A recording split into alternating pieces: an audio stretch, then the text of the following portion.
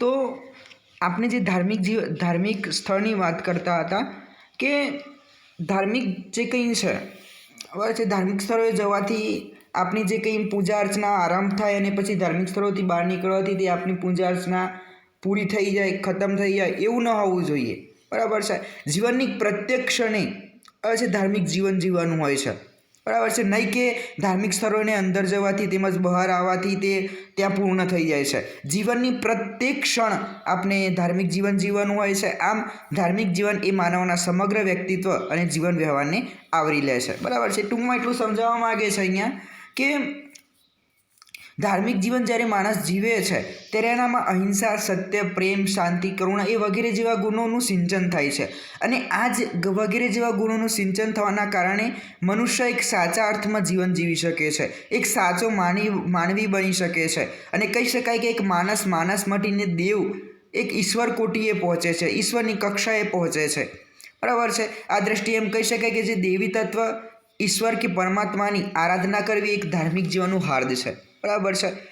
કે જે ધાર્મિક જીવન જે કંઈ છે એ પરમ તત્વને કે દેવી તત્વને પામવા માટેનું જીવન હોય. બરાબર છે. તો એ ધાર્મિક સ્થળોએ જવાથી અથવા તો ત્યાં આરંભ કરવાથી અથવા તો ધાર્મિક સ્થળોની બહાર નીકળવાથી બરાબર છે ત્યાંથી પૂરું થતું નથી, એવું બની શકે નહીં. ધાર્મિક સ્થળો તો પરમાત્માની સાથે એક અનુસંધાન કરવાનું અનુસંધાન કરાવનાર એક પરિબળ છે. બરાબર છે. ધાર્મિક જીવન તો એક ધાર્મિક સ્થળની અંદર તેમજ બહાર, બરાબર છે, અંદર હોય પછી ધાર્મિક સ્થળોની કે પછી બહાર હોય, એ તમામ પ્રકારની જીવનની પ્રત્યેક ક્ષણે જીવવાનું હોય છે. તો આમ ધાર્મિક જીવન એ માનવના સમગ્ર વ્યક્તિત્વ અને જીવન વ્યવહારને આવરી લે છે. માણસના સમગ્ર વ્યક્તિત્વને સમજવા માટે માનવીના વિચારો, લાગણીઓ, કર્મો એ ત્રણ પાસાને જાણવા જરૂરી છે. બરાબર છે. જ્યારે આપણે માણસનું વ્યક્તિત્વ સમજવું છે કે આ માણસનું વ્યક્તિત્વ કેવું છે, તો એના વિચારો સમજવા પડશે, એની લાગણીઓ કેવી છે એ સમજવી પડશે, કર્મો કેવા છે એના એ સમજવું પડશે. બરાબર છે.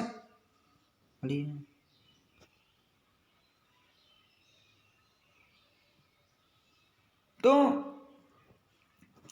આમ માણસના વ્યક્તિત્વને સમજવા માટે વિચારો, લાગણીઓ, કર્મો એ ત્રણ પાસાને જાણવા જરૂરી છે.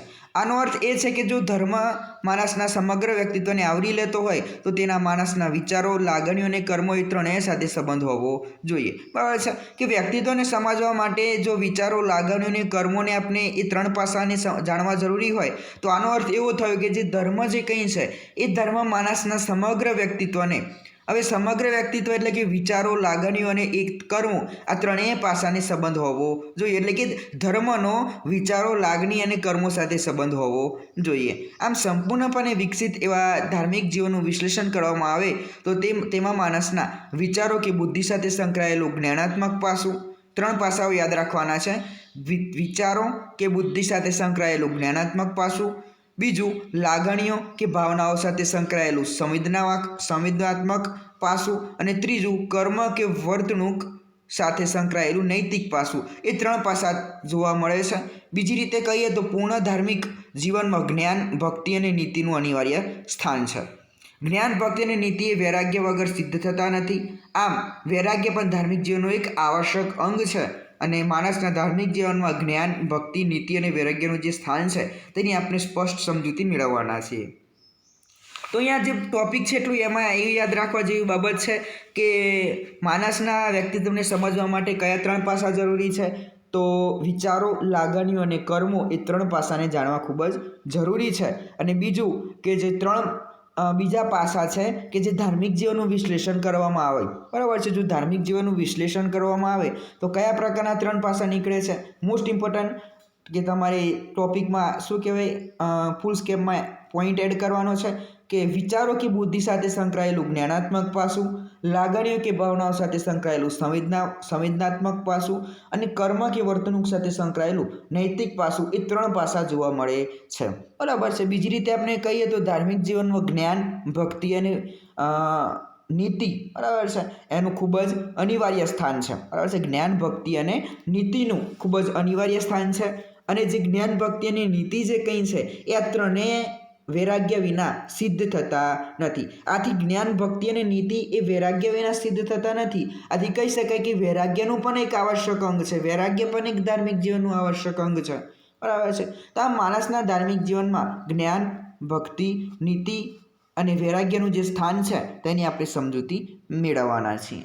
બરાબર છે. તો ફર્સ્ટ આપણે વાત કરવાના છીએ ધાર્મિક જીવનમાં જ્ઞાનનું સ્થાન.